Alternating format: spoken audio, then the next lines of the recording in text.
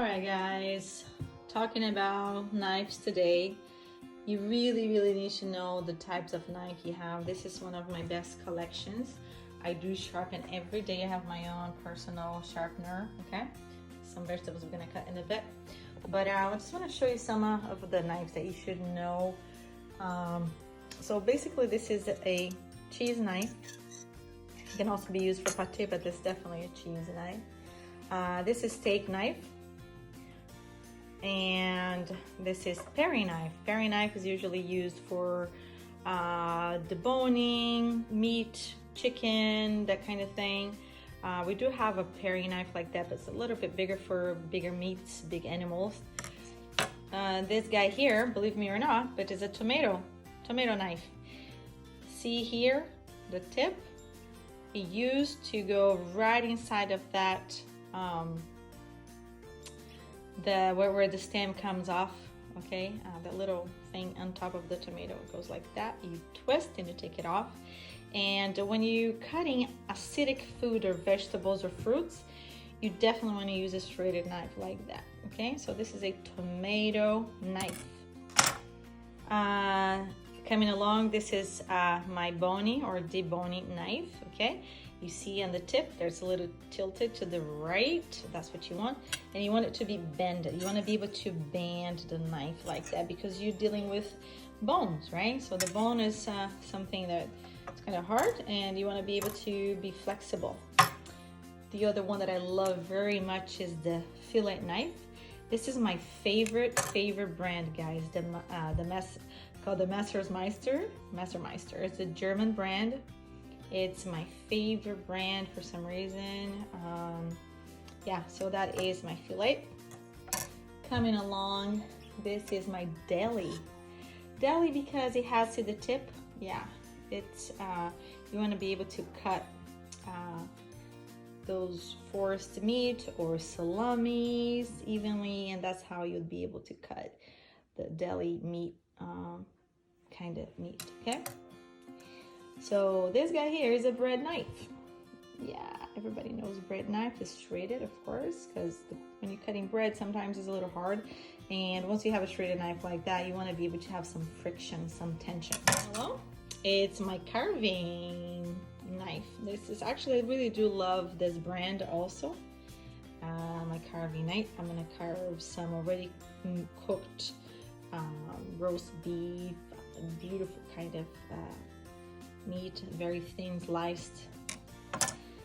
And this guy here is the chef's knife. It's very recognizable. It's kind of thicker than the carving, as you can see, right? It's a little thicker than that. It's a little heavier. Be able to cut anything basically and just chop cut the vegetables and be super fast as much as you can. This is another one which I like it very much. As you can see, it's a little bit smaller than this regular. If this feels much heavier, the wooden handle. And this guy here, it's a little bit smaller, a little bit lighter. I prefer this one, okay? But this is definitely very nice one, super sharp, more in the Japanese style. They called, I kind of forgot. Let me take a look again, but yeah, it's more like in the Japanese style. Yeah, you know, it's a chef's knife. You can use more for like sashimi, sushi kind of cutting. Very delicate cutting, very powerful. This guy here is called the Santoku. As you can see here, you have some friction. It's good for carving. It's good for almost everything. It looks like a chef's knife, but you can see that almost like a 3D shape in it. It will make sure that you're cutting your meat in a different level. Now I have my cleavers. This is my oldest of the oldest. I brought this from Switzerland. It's like my favorite, although made in China, but very powerful. It's very rusty right now because I haven't used it in a while. I like this very much. It is still kind of cleaver, but you can do all kinds of things like cutting. As you can see, the curve that does it, right? So you can easily cut all kinds of vegetables, meat. You also, it comes in the same family right there. You have that, the carving, friction, part 3D, that gives you some pressure on while you're cutting. And this is my favorite of the favorites of the favorites. So this is my cleaver. It's small. It travels well. Small and very, very light, okay? It's good for meat, good for all kinds of things. So yeah, it's a miracle. All right, guys, let's do some cutting now. Okay, right now I'm gonna make a cut. It's called the bâtonnet. What you wanna do, okay? You wanna make sure that it's square in every side of it, okay? So it's square. Now when it's squared, I'm gonna put it down like that. I'm gonna lay it down because it's not wibbly. And then I'm gonna cut on the sides. I'm gonna make another square, right? I'm gonna turn and make another square. And I'm gonna turn and I'm gonna make another square. Look at how beautiful it looks, right? So if I wanna do the bâtonnet, what I have to do is cut it right here in the middle.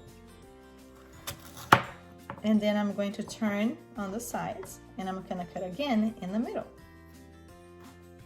Hold on, and it has to be absolutely perfect size because I want to have approximately the same size, right guys?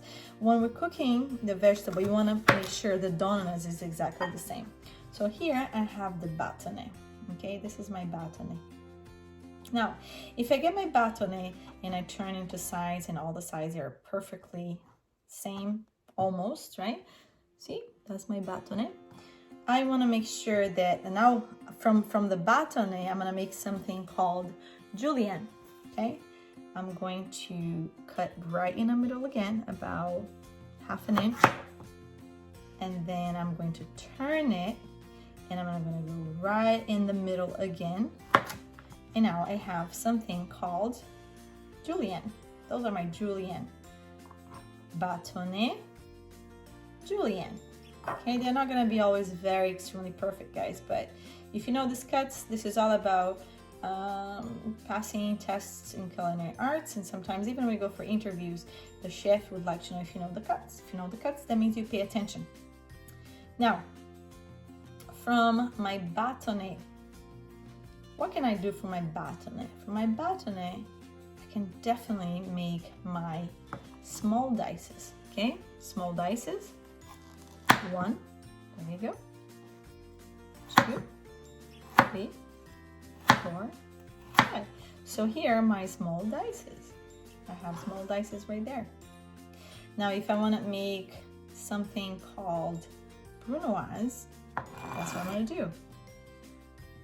1, 2, 3, 4, 5. And this is from my julienne. Okay, from julienne I can make brunoise. Brunoise is usually made for soups and, you know, very delicate kind of sauces and things like that. You know, you don't want to overcook because otherwise it becomes too mushy. So in the vegetables, when it's small, it cooks super fast. So from here,